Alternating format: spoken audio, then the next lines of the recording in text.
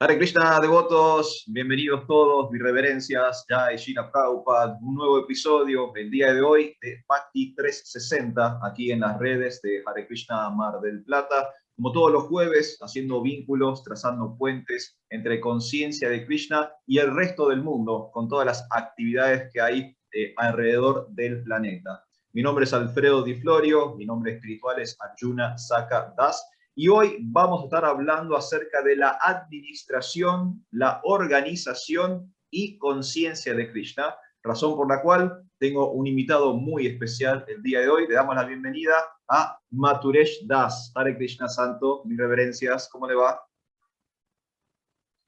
Hare Krishna, Arjuna Saka Prabhu, reverencias, muy contento de estar contigo acá en este espacio. Gracias por la invitación.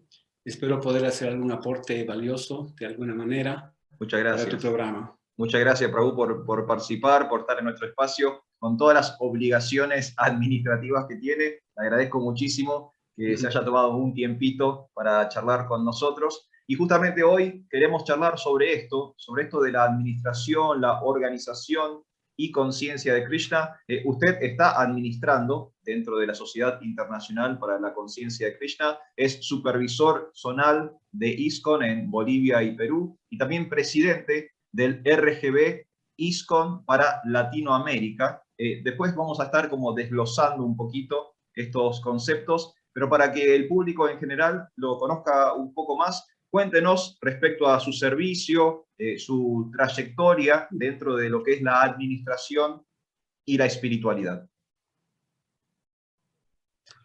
Bueno, gracias. Pues todos administramos algo de alguna manera, empezando de nuestras propias vidas, ¿verdad? En nuestras familias, en lo que hacemos en lo cotidiano, siempre estamos ocupados en administración y organización hasta de nuestras ideas. Claro. Así es que para administrar y organizar cosas ya grandes o administrar gente, equipos de trabajo, me imagino que se necesita algún tipo de especialización. Yo terminé mi carrera en la universidad en administración de empresas justamente, en una época en que en Bolivia el movimiento Hare Krishna fue prohibido. Ajá. Entonces yo era un brahmachari muy dedicado en esa época, joven, había dejado la universidad, etc. Como todos en aquella época de pioneros del movimiento Hare Krishna, claro, ¿no? Sin embargo, en esa época donde no podíamos tener un templo, decidí hacer un viaje por Europa, conocer muchos templos, y retorné y retomé mis estudios en administración de empresas en la universidad. Entonces, como que aprendí un poco más de la técnica de esta ciencia y me dediqué a administrar una empresa que yo la fundé allá en el año 1990. Y desde entonces he venido administrando esta compañía que ha ido pasando por diferentes fases de crecimiento. Siempre he estado relacionado con los devotos. Poco a poco el gobierno ha flexibilizado la mano dura que nos puso allá en los 80s, claro. Y hemos podido poco a poco reaparecer como devotos Hare Krishna y eventualmente lograr nuestra personería jurídica como asociación religiosa en Bolivia. Entonces, esta mi tendencia administrativa ha sido volcada siempre en servicios en ISKCON. De alguna manera he estado a cargo de grupos de servicio, en distribución de libros, en prédica, en Sankirtan Viajeros. Luego en ISKCON de alguna manera me han invitado para formar parte de equipos en niveles un poco más altos en la administración global de ISKCON. Claro. Y es así que hace varios años atrás me pidieron que me una al grupo de diputados del GBC, que es un servicio que me encanta, muy buena asociación, gente muy inteligente, muy devocional. Luego participé en otros grupos de trabajo dentro del equipo de planificación estratégica de ISKCON. Después me invitaron a participar en el RGB latinoamericano, que es el cuerpo gobernante regional de ISKCON para la región. Estuve ahí como miembro un par de años, luego tomé el puesto de secretario por 3 años y después de presidente. Cumplí mis 3 años de presidente y me pidieron que siga, así que un poquito forzado, sigo en esa posición hasta ahora. Y bueno, hace años atrás también me invitaron a formar parte de este primer curso del Colegio del GBC para el Desarrollo de Líderes en la India, el GBC College, como se llama. Y terminé mi estudio allí durante todo un año y ISKCON me pidió que tome la posición de supervisor zonal, que es una posición relativamente nueva en ISKCON, para un par de países que son Bolivia y Perú. Claro.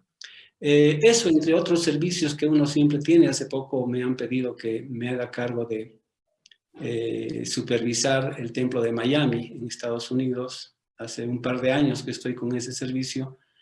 Entonces siempre he estado vinculado al área de manejar gente, recursos, capital, etc. Claro.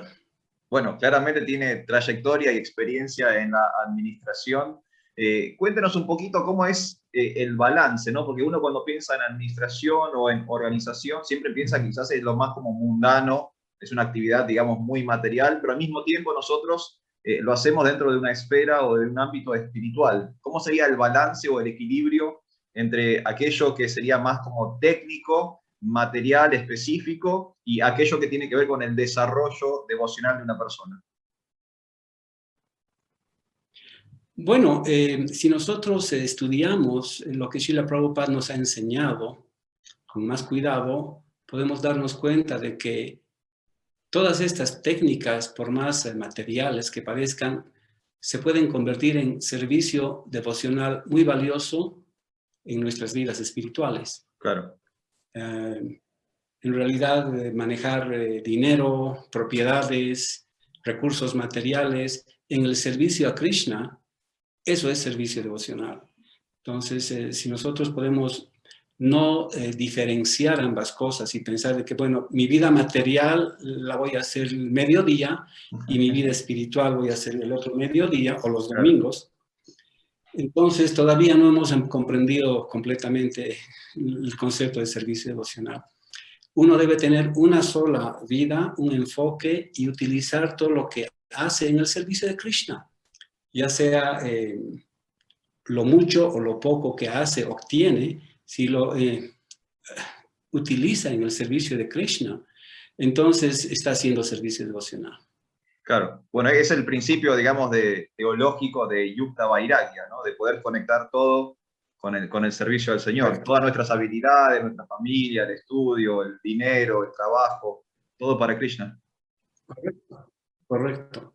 Krishna es el dueño de todo. Krishna vive en nuestro corazón, es el testigo de nuestras actividades. Krishna es la meta de nuestra devoción, el objeto de nuestra adoración. Entonces, estamos sirviendo a Krishna, conscientes o inconscientemente. Es mejor servirlo conscientemente porque hay mucho néctar en eso. Uno recibe un retorno de Krishna, es una retroalimentación que uno recibe de Krishna en forma de realizaciones y felicidad espiritual, que es lo que la gente sale a buscar cada día. La gente se levanta de cama y quiere ser feliz, sale a buscar felicidad.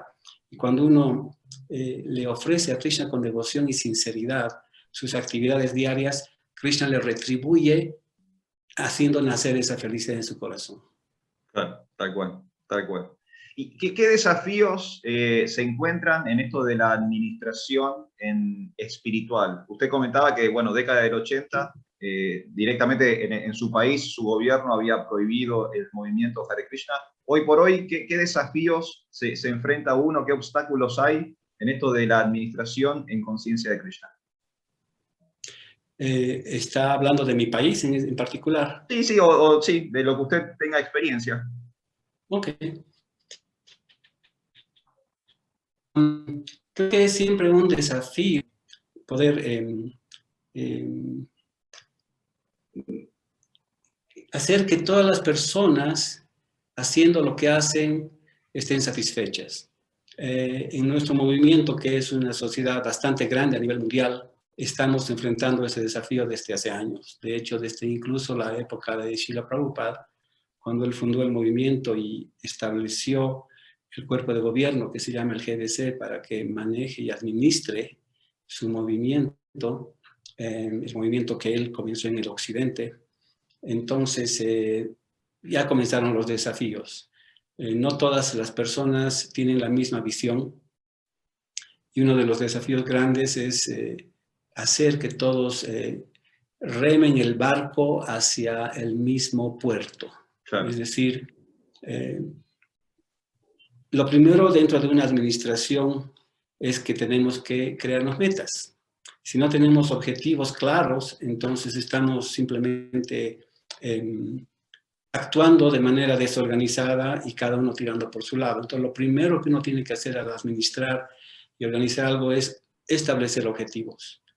Y dentro de esos objetivos, crear equipos de trabajo que todos estén mirando y tratando de llegar a ese objetivo. Así que ese es el primer desafío, ¿no? Y para establecer objetivos claros, tenemos que dialogar, tenemos que compartir ideas, tenemos que sentarnos a hablar y pues a rescatar lo que sea mejor para el objetivo de la institución o de la empresa que uno está, en la que uno está trabajando o sirviendo. Claro, está bueno. Sí, adelante. No, por favor, siga. Decía, en Bolivia, por ejemplo, ahora que nos hemos reorganizado hace ya varios años atrás, igual que en cualquier parte del mundo, me imagino, tenemos este tipo de desafíos. Entonces, creo que hay que ser bastante amplio de criterio para incluir a todos los devotos, a todas las personas que quieren ser parte de la organización, para que se desarrollen y den rienda suelta a su creatividad, también individual, y que se sientan dentro del paraguas que es ISKCON en el mundo, ¿no? Todos sabemos cómo ISKCON está cambiando poco a poco.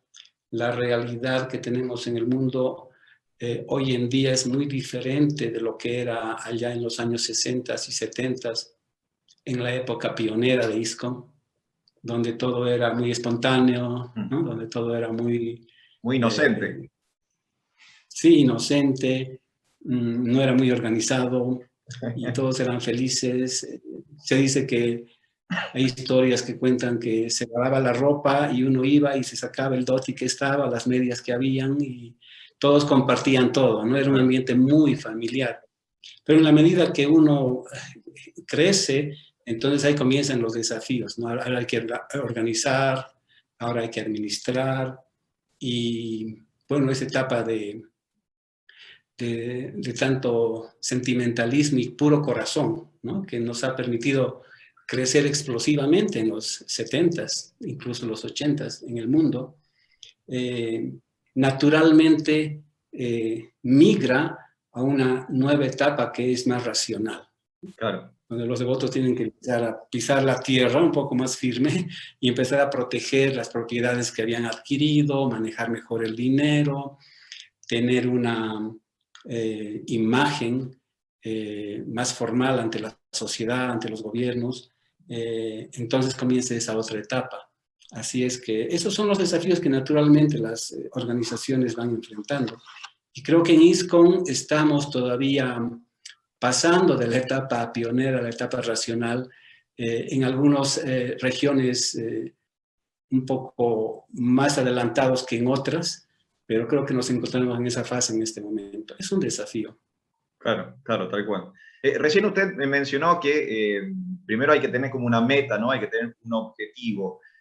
Para aquellos que están escuchando y están quizás liderando o están involucrándose en la administración espiritual, ¿qué consejos nos podría dar para que justamente haya, digamos, un liderazgo o una organización adecuada dentro de estos ámbitos? Por ejemplo, ya primer punto, sabemos ahora, tenemos que tener una meta, necesitamos un objetivo. Luego, ¿cómo sigue? Bueno, después de tener un objetivo, debemos especializar a las personas que van a liderar la organización. En la mejor de los casos, ¿no? En lo posible tenemos que ocupar a las personas que tengan cierta especialización y experiencia en las diferentes posiciones de liderazgo en la organización. Claro. Eso es muy importante. Eso es algo que se ha establecido ya hace más de 200 años por los estudiosos de las ciencias administrativas. Y entonces, de esa manera, las personas dividen el trabajo en diferentes áreas y también se delimitan las responsabilidades. Esa sería la segunda fase después de establecer los objetivos. Está bueno, está bien, sí. Es hacerlo justamente de forma organizada.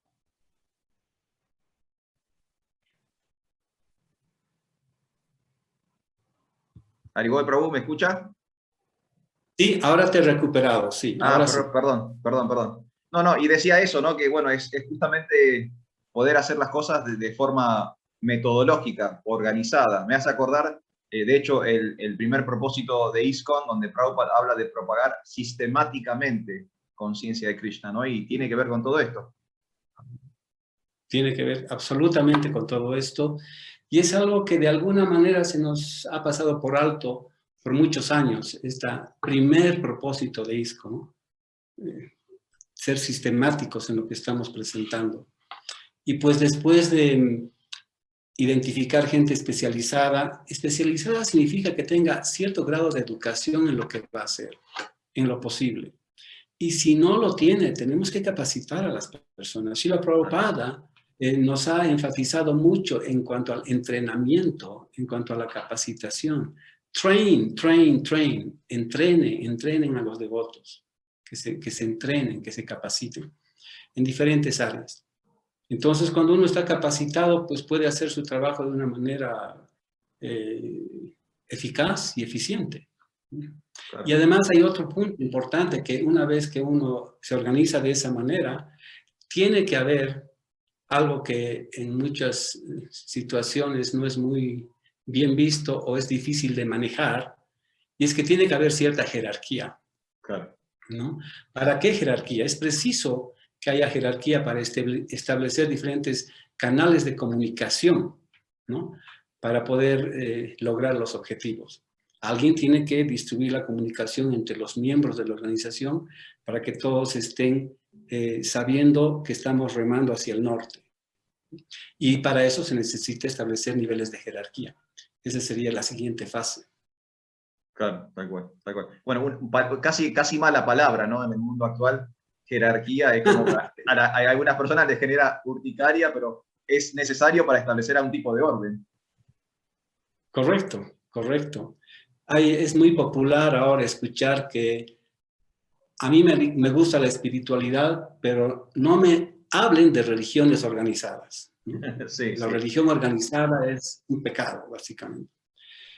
Pero Srila Prabhupada nos ha pedido que nos organicemos, ¿sí? Y tú has debido leer en muchos textos donde se escucha la palabra de Srila Prabhupada en sus clases, libros, charlas, caminatas, conferencias.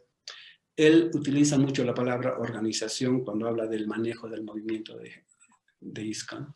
Entonces, no podemos nosotros decepcionarnos debido a algún manejo corrupto, claro, o algún mal manejo o anomalías, irregularidades que han sucedido ya sea de nuestro mismo movimiento o en otras religiones, para simplemente desechar la importante idea y aspecto de que nos tenemos que organizar si queremos hacer algo relevante con esta organización, con este movimiento. Si no nos organizamos, nunca vamos a lograr nada relevante. Entonces, es simplemente enfocar el tema en la perspectiva adecuada, ¿no? Religión organizada es como una mala palabra. ¿Por qué? Porque la gente no quiere salir de su zona de confort. Los pseudo espiritualistas quieren mantenerse independientes de Krishna, porque uno de los primeros principios de ser un devoto de Dios y un seguidor y un servidor de Dios es la obediencia. Sin ser obediente a los principios y a las reglas que Krishna mismo las establece, ¿cómo pretendemos acercarnos a Él? Entonces, renunciar a ser obedientes y tratar de ser espiritualistas sin ser organizados, ni aceptar una jerarquía, es un engaño, es un autoengaño, es un chiste. Eso no dura, eso no es sostenible en el tiempo. Claro. Sí, sí, es como un sentimentalismo. Correcto, es un sentimentalismo. Tal cual, tal cual. Recién ahí mencionó Prabhupada y usted decía, bueno, todas las veces que Prabhupada habló sobre la organización o todas las veces que Prabhupada habló acerca de la capacitación que las personas necesitan para la administración espiritual, ¿hay algún pasatiempo en particular, ya sea de Prabhupada o de nuestras escrituras, que usted recuerde o tenga ahí siempre dando vueltas en la cabeza como ejemplo de la administración espiritual? Justo, bueno, le digo, estas últimas semanas estuve leyendo los pasatiempos de Prithu Maharaj en el cuarto canto de Srimad Bhagavatam, que es una especie como de avatar de la administración, ¿no? Que vino y acomodó el planeta que estaba como muy desorganizado. ¿Hay algún otro ejemplo, ya sea de nuestras escrituras o mismo de los pasatiempos de Prabhupada que usted recuerde? Sí, hay algo que se me viene a la cabeza ahora, y seguramente lo han escuchado ya varios devotos, y es que cuando Srila Prabhupada estaba en sus pasatiempos finales en el planeta, los devotos mayores, en este caso Giriraj Maharaj, que era uno de sus sirvientes más cercanos, y otros devotos se le acercaron a Srila Prabhupada y le dijeron: Srila Prabhupada, ahora, ¿cómo vamos a hacer sin usted para que este movimiento vaya para adelante? Entonces, Srila Prabhupada estaba echado en su lecho y no dijo nada. Entonces los devotos le empezaron a como dar ideas, ¿no? Necesitamos ser más estrictos en seguir los principios, necesitamos cantar mejor nuestras rondas, necesitamos distribuir más libros. Empezaron a dar algunas ideas sobre cómo el movimiento iba a seguir creciendo sin Srila Prabhupada. Y allí Srila Prabhupada dijo algo muy contundente, dijo: inteligencia y organización. Nada más. No dijo nada más. Claro. Dijo dos palabras: inteligencia y organización. Entonces, es uno de los últimos mensajes como de testamento de Srila Prabhupada, que tenemos que utilizar nuestra inteligencia y tenemos que ser organizados. Obviamente, seguir los principios y purificar el corazón es muy importante, ¿no? Hay otra parte donde Srila Prabhupada también está en una conversación y él manifestó que uno puede ser un gran administrador e incluso uno puede contratar a un administrador. Uno puede pagar a un experto y que administre, ¿eh? Pero uno no puede contratar a un predicador. Entonces, esa parte también la tenemos que tomar muy en cuenta. Que cuando una persona se califica espiritualmente, se vuelve un buen predicador. Entonces, Srila Prabhupada dijo: la administración estará en la punta de sus dedos. Claro. Así que los devotos tienen que también esforzarse en mantener los principios espirituales, y eso también nos va a ayudar a tener la visión clara para que la administración sea más fácil. Claro, pues está bueno, ¿no? Esto que usted está planteando, que hay como una retroalimentación entre la administración y la espiritualidad. En la medida que crezcamos o maduremos espiritualmente, también va a ser mejor nuestra administración, ¿no? Hay como una simbiosis entre esos dos mundos. Correcto, correcto. Obviamente uno puede ser un gran y experto administrador, como hay muchos en el mundo, pero no es un devoto. Entonces esa no es tampoco la idea, ¿no? La idea es primero ser un devoto y después utilizar todos los recursos al alcance de uno para administrar el movimiento espiritual al que uno pertenece. Y esto va para todas las religiones, ¿no? Y tenemos grandes ejemplos de organizaciones religiosas que obviamente tienen cientos de años ya de existencia, que realmente son muy organizadas. Claro. Yo he enviado a mis hijos a estudiar en una universidad jesuita en Estados Unidos, y cuando los iba a visitar me sorprendía cuán organizados son ellos. Las universidades que han creado en todo el mundo son las mejores universidades, es decir, la educación allí está muy empapada de servicio comunitario, de sensibilidad social, pero a la vez son organizaciones que realmente influyen en Claro. la calidad de vida de la comunidad. Tal cual. ¿No? Tal cual. Ojalá que en algún momento en el futuro podamos llegar a eso. Nuestro movimiento es muy joven, a veces los devotos nos ponemos muy impacientes y hasta nos peleamos por temas de la administración y debería ser así, debería ser así. Pero realmente necesitamos que pase bastante tiempo para que nuestra organización madure, se establezca dentro de la fase racional, podamos ser bien racionales, objetivos con lo que estamos haciendo, intencionales con lo que hacemos. Y más allá de eso, cuando lleguemos a esa fase, nos vamos a poder recién integrar a la sociedad. Claro. Actualmente estamos muy lejos de estar integrados a la sociedad. No nos gusta mucho decir eso, pero esa es la realidad. Entonces, hay mucha agua tiene que pasar debajo del puente y tenemos que ser pacientes y utilizar todas nuestras mejores capacidades para poder mantenernos unidos y cuidar lo que tenemos, ¿no? Porque si no cuidamos lo que tenemos, poco a poco nos vamos a ir disolviendo. Y esa es una posibilidad en muchas organizaciones religiosas que se crean o se fundan, que son cientos en el mundo. Muy pocas sobreviven, muy pocas pasan esta fase de pioneros. Claro. Empiezan con mucho entusiasmo, mucha devoción, mucho entusiasmo. Llegan al punto donde tienen que ser racionales y se acabó. En ISKCON estamos tratando ahora de ser racionales. Y otra cosa importante es la sucesión, ¿no? Todavía estamos liderados con los devotos pioneros, discípulos de Srila Prabhupada, que muy valientemente, con mucha devoción y con mucha determinación, han conducido el movimiento de Srila Prabhupada por tantos años. Pero ellos no nos van a acompañar por mucho tiempo más. Claro. Pensemos de aquí a 10 a 20 años, no van a haber discípulos de Srila Prabhupada en el planeta.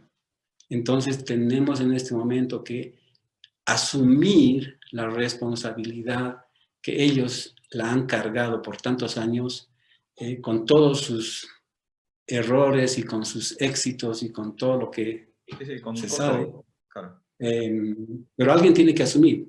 Y la posición más fácil hoy en día de los devotos es: yo no me hago cargo, ¿no? yo no quiero, ¿no?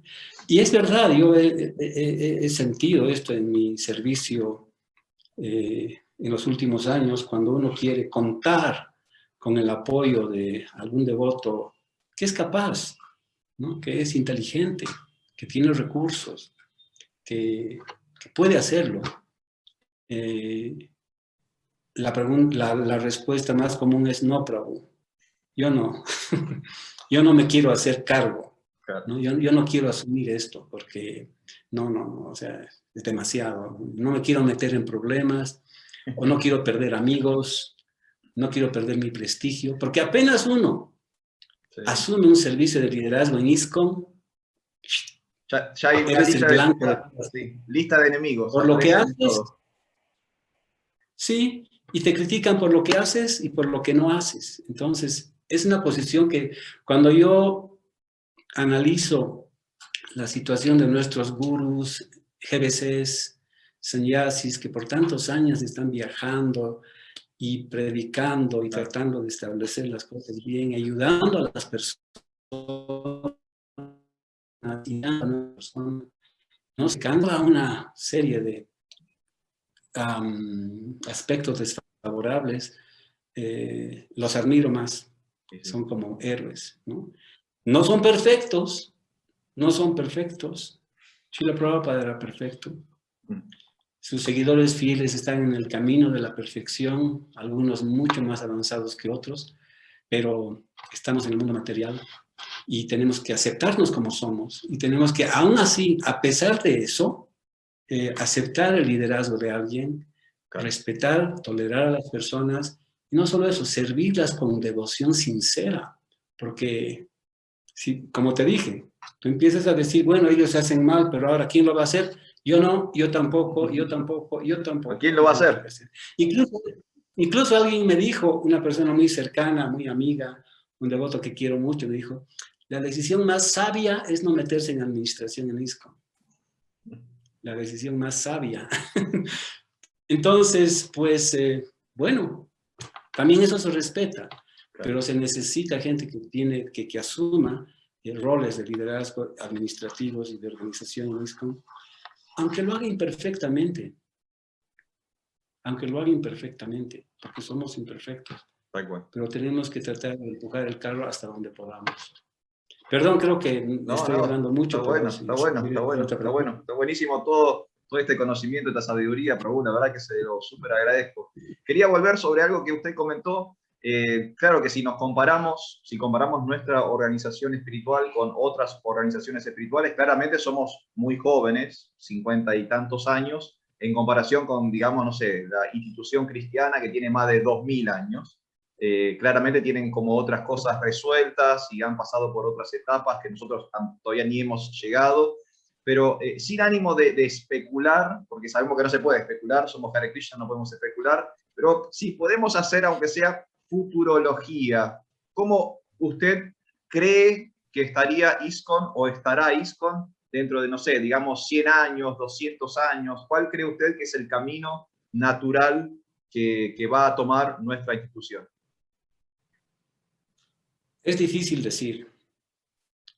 Si nosotros vemos la historia de ISKCON, del movimiento Gaudiya Vaishnava, desde que el señor Chaitanya Mahaprabhu lo estableció hace más de 500 años, hemos atravesado, digo hemos porque me siento parte de este movimiento, a pesar de que no estuve hace 500 años ahí. Se lo ve bastante bien, para un hombre de 500 años se lo ve bastante bien, Prabhu. Gracias, gracias. Hemos atravesado una serie de altos y bajos. De hecho, cuando el señor Chaitanya Mahaprabhu estableció su movimiento, viajó por toda la India y estableció el Bhakti y el movimiento Gaudiya Vaishnava. Después de su desaparición, sus seguidores continuaron con su labor, dejaron literatura, los 6 Goswamis de Vrindavan en particular y otros. Pero después, poco a poco, en el pasar de los años, el movimiento fue desapareciendo. Claro. Fue desapareciendo. Y no fue sino hasta hace a principios del año 800, que con la llegada de Bhaktivinoda Thakur, se desenterraron básicamente los escritos que dejaron los acharyas de esa época sobre la vida del señor Chaitanya, por ejemplo, y otra literatura Vaishnava. Antes de eso, los Vaishnavas eran considerados unos sahajiyas, ¿no? O sea, las personas que declaraban ser seguidores de Chaitanya Mahaprabhu eran sahajiyas, claro, súper sentimentalistas e incluso gente muy pecaminosa. Se aprovechaban de la filosofía para fines personales. Entonces Bhaktivinoda Thakur revivió la filosofía que dejó el señor Chaitanya Mahaprabhu, y más adelante su hijo Bhaktisiddhanta Sarasvati ya estableció una organización y Bhaktivinoda Thakur era su visión. Si no se establece una organización, todas las enseñanzas de Chaitanya Mahaprabhu van a volver a desaparecer. Claro, se pierden de nuevo. Claro, entonces al establecer una organización a la cual llamó Gaudiya Math, Bhaktisiddhanta Sarasvati, empezó a crecer el movimiento y se establecieron 64 templos, sabemos la historia. Y para que continúe esta organización viva en el planeta y siga creciendo y se desarrolle, Bhaktisiddhanta Sarasvati pidió que se forme un liderazgo colectivo, ¿no?, del movimiento Gaudiya Vaishnava. Él no quería dejar a un acharya o a una sola persona a cargo. Claro. Y es por eso que pidió que se establezca el cuerpo gobernante. Pero lamentablemente sus discípulos, cuando Bhaktisiddhanta Sarasvati desapareció, se pelearon y cada uno se agarró un templo por aquí, otro templo por allá, se empezaron a hacer procesos judiciales, se atacaron y se destruyó. Por eso Srila Prabhupada, con toda esa experiencia, estableció el GBC para su ISKCON, porque sabía que si no dejaba un cuerpo de liderazgo colectivo para su movimiento, esto iba a desaparecer. Claro, esto iba a desaparecer. Y es por eso que el GBC, a pesar de toda su historia, eran chicos jóvenes. Cuando Srila Prabhupada se fue, eran veinteañeros. O sea, gente muy joven. Y estaban recién saliendo de una experiencia de hipismo y una serie de cosas, ¿no? Y ellos se quedaron a cargo del movimiento. Entonces fue un gran desafío para ellos. Pero con toda... No sé si estás viendo esta serie de... que Conteya Prabhu justamente está pasando todos los domingos. La historia del GBC. Claro. Entonces ahí podemos aprender muchos detalles de lo que fue asumir una responsabilidad como GBC en esa época, cuando los devotos eran tan jóvenes. Cometieron muchísimos errores, trataron de descifrar muchas cosas para poder mantener el movimiento y desarrollarlo. Claro. Y creo que si mantenemos este liderazgo colectivo en ISKCON, nuestro futuro es bueno. ¿Qué significa mantener un liderazgo colectivo? Mantenernos unidos. Mantenernos unidos. Hemos tenido problemas con gurús en nuestro movimiento. Uno que por aquí se cayó, otro que tuvo problemas, otro que se fue. Imagínense si hubiera sido esa persona la encargada de todo el movimiento. Hasta ahora no tendríamos nada. Pero por el hecho y la sabiduría de Srila Prabhupada de dejar a un grupo de personas a cargo de su movimiento, es que los demás pudieron rescatar y salir de las varias crisis que hemos tenido.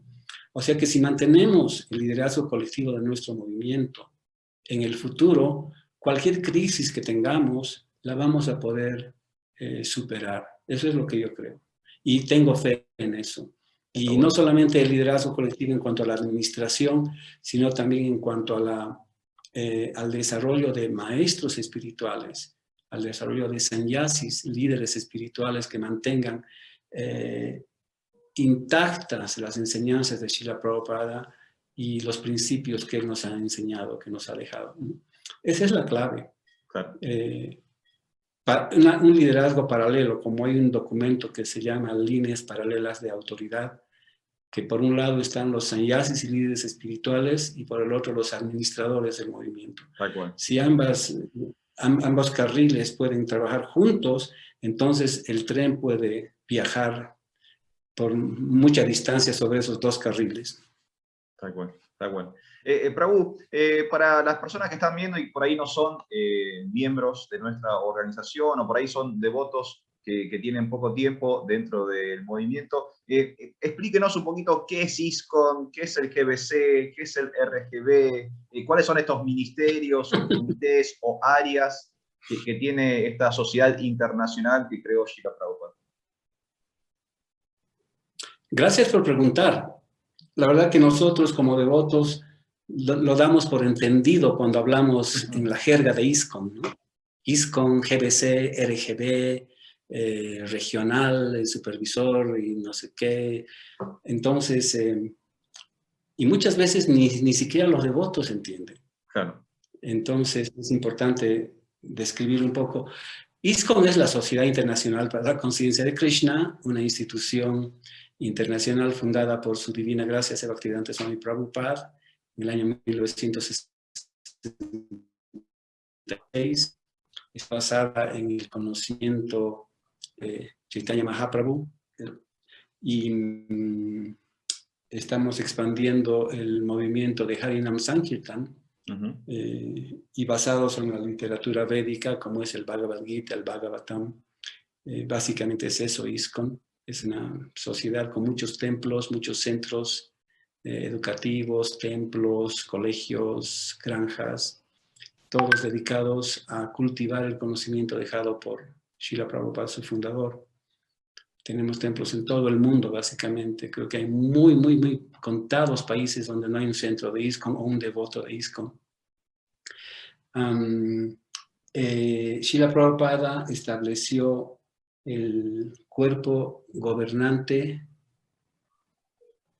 la comisión del cuerpo gobernante para que administre este movimiento cuando él se fue del planeta. Cuando Srila Prabhupada estuvo, él era el fundador, pero a pesar de que él fue el fundador, pocos años después de que él fundó ISKCON, ya estableció el GBC, ¿no?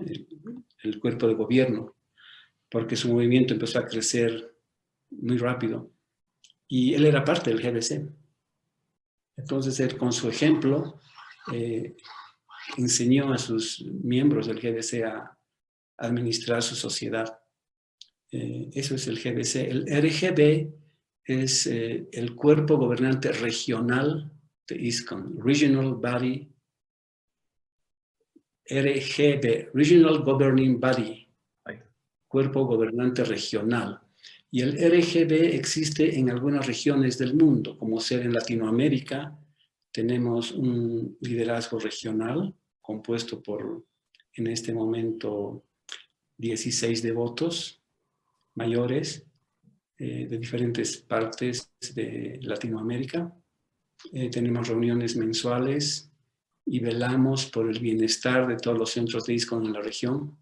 En Europa existe un RGB europeo. En Estados Unidos existe una convención de templos de Norteamérica que es lo mismo que el RGB. Claro. En la India tenemos el ISKCON Bureau, que es la organización regional para la India. Y en el Asia también tenemos otro cuerpo de gobierno que administra los demás países. Entonces, ISKCON ha dividido el mundo en diferentes regiones con diferentes personas encargadas del liderazgo, que, como vuelvo a repetir, están encargadas de velar por el bienestar del movimiento. Así que esos son algunos de los términos que les puedo definir. No sé si tienes algún otro término, Prabhu. No, está perfecto, está buenísimo, buenísimo. Para que más o menos aquellos que están viendo y por ahí no están tan familiarizados, porque como usted dice, es parte como de nuestro léxico, pero que al mismo tiempo por ahí uno no sabe exactamente a qué se refiere cada una de las siglas. Bueno, le quiero agradecer, Prabhu, para ir cerrando el día de hoy, yo ya no le quiero robar más tiempo, quisiera algo más personal, que usted me cuente un poquito su experiencia de cómo conoció a los devotos, cómo conoció Conciencia de Krishna y cómo finalmente ingresó a esta organización que es ISKCON. Buena pregunta. El otro día salimos de picnic con los devotos acá en La Paz. Y después de hacer el kirtan, el bhajan y el prashadam, estábamos en un parque y hicimos esta dinámica, ¿no? Que cada uno vaya contando cómo se hizo devoto. Y todo el mundo contó su historia. Y es muy lindo escuchar la historia de cómo los devotos se acercaron a la conciencia de Krishna y cambiaron sus vidas. Igual. En mi caso, yo era un joven que estaba terminando el colegio secundario y en una de mis vacaciones una tía mía me dijo que la ayudase en una clínica, un centro médico que ella había heredado porque su esposo, que era médico, había fallecido en un accidente y ella heredó toda una institución de médicos. Entonces necesitaba ayuda y yo dije, bueno, me voy a ayudarle y me Me senté ahí en la oficina de recepción para ayudarle, y un buen día de esos veo entrar a una chica, pero que tenía la cara brillante, ¿no? Sus ojos eran unos faroles, estaba como un poco sudada, ¿no? Porque estaba en actividad y cargando una bolsa grande en su espalda. Entró como para conquistar el edificio, básicamente. Y entró a mi oficina y me dijo, estoy distribuyendo estos libros, llévese estos libros. Sacó toda su colección de libros, me las puso en la mesa y esos libros brillaban. Para mí esos libros brillaban, eran algo único. Y la persona que estaba ahí también brillaba, entonces le compré todo. Le compré todo y ahí fue mi primer contacto con los libros de Srila Prabhupada. Los leí. No había el Bhagavad Gita en su colección, eran libros pequeños. Y más adelante, unas semanas después, uno de mis amigos había tenido el Bhagavad Gita. Entonces le dije que me lo diera y me lo vendió. Y con ese libro más cambié mi visión de la vida. Me volví vegetariano, claro. Empecé a cantar rondas, corté las ilustraciones que había en los libros de las fotografías e hice un altar en mi cuarto. Dejé de dormir en mi cama, empecé a dormir en el piso, como que renunciando, ¿no?, a las cosas. Claro. Y bueno, en mi casa mis padres y mis hermanos se volvieron locos conmigo, ¿no? ¿De qué le pasa? Y dije, no, yo me voy a volver un devoto. Llegó a mis manos una revista Back to Godhead. En ese entonces yo había vuelto de Estados Unidos, yo había pasado un año como estudiante de intercambio, entonces hablaba bastante bien el inglés y toda la literatura que podía conseguir en inglés, que no había mucha en español en esa época, estoy hablando del año 1982, la atesoraba. Y me enteré que habían devotos en la ciudad de La Paz. Yo vivía en otra ciudad que se llama Oruro. Y un buen día salgo de mi casa, yo ya estaba en la universidad, estaba cursando mi primer año de ingeniería, y vi a 3 monjes estacionados en la esquina de mi casa, saliendo de su auto, y me acerqué y dije, estos son los devotos. Y me acerqué con mucho interés y humildad y quería saber de ellos. Y estaban apurados ellos. Entonces, lo que uno de ellos hizo, sacó una bolsa de plástico de su maletín, metió su mano y sacó un manojo de jálaba. Y me dijo, toma, come esto. Y me lo puso en la mano. Entonces agarré la jálaba, me la comí y era algo de otro mundo, ¿no? Entonces, después averigué que los devotos estaban en La Paz e hice un viaje a La Paz. Hice un viaje a La Paz, conocí el templo, volví convencido de que quería volverme un devoto a tiempo completo. A las pocas semanas llegó una comitiva de devotos a mi ciudad para dar una conferencia en la universidad. Llegó un sannyasi con varios brahmacharis y madres, y este sannyasi era Bhakti Abhaycharan Swami. No sé si se acuerdan de él, sí, los que lo conocen. Él estuvo mucho tiempo en Bolivia y él fue fundamental para el desarrollo del movimiento en Bolivia. Después lo que pasó con él, bueno, no sé, pero él fue un factor fundamental. Él dio una linda conferencia en la universidad a la cual asistí con mi padre, y mi padre quedó muy encantado con la personalidad de Maharaj. Y cuando terminó su conferencia, se levantaron algunos estudiantes comunistas y empezaron a desafiar a Maharaj.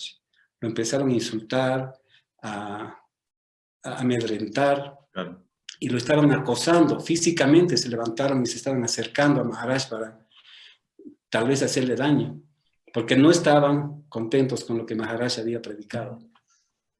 Entonces mi padre se levantó y protegió a Maharaj y lo llevó protegido. Como él era ya una persona mayor, un médico prestigioso, claro, en mi ciudad, lo llevó a Maharaj hasta su auto y salieron volando los devotos de allí. Al día siguiente yo me fui al templo, a La Paz, Y bueno, desde esa época ya no salí de, de la vida devocional, ¿no? Hemos pasado Bueno, por muchas cosas en Bolivia. Fue una experiencia muy hermosa, especialmente no tiene ninguna responsabilidad más que terminar sus rondas, predicar y ser feliz. qué bueno, Prabhu. Muchísimas gracias por su tiempo, por su sabiduría. No sé si quedó algo en el tintero, algo que quizás no pregunté y usted tiene el deseo de comentarnos respecto a la administración, como para ir cerrando el día de hoy, algunas últimas palabras. Bueno, agradecerte de nuevo, Arjuna Saka Prabhu, por la invitación. Me gusta compartir con los devotos que puedan ver este programa más adelante los principios de administración, de organización que yo he aprendido tanto en la universidad como en mi servicio en ISKCON y en mi empresa. Yo he fundado una empresa el año 90 y la cual todavía la manejo. Claro. Tengo mucha gente trabajando acá en todo el país y me siento muy feliz y de poder volcar lo que conozco para ayudar un poquitito con un granito de arena a mejorar la parte administrativa en nuestros templos, en nuestras comunidades, siendo encargado de presidente del cuerpo gobernante de Latinoamérica. Estoy muy involucrado en temas un tanto difíciles en muchos lugares como México, Chile, Brasil, y otros países donde los devotos necesitan apoyo, ayuda, orientación. Y me siento muy contento de poder compartir lo que puedo con mis queridos hermanos espirituales. Yo considero a todos los devotos de este movimiento mis hermanos, no importa de qué gurú sean iniciados, porque todos somos al final discípulos Siksha de Srila Prabhupada. Así que gracias de nuevo por haberme invitado y por dejarme compartir lo que sé. Muchas gracias, Prabhu. Muchas gracias a usted, Santo. Muchísimas gracias. Le mando un abrazo grande y bueno, éxitos en su servicio. Muchísimas gracias. Gracias y saludos a todos los devotos que han podido ver esto. Espero poderlos servir en cualquier momento. Hare Krishna. Hare Krishna, Hari Bol.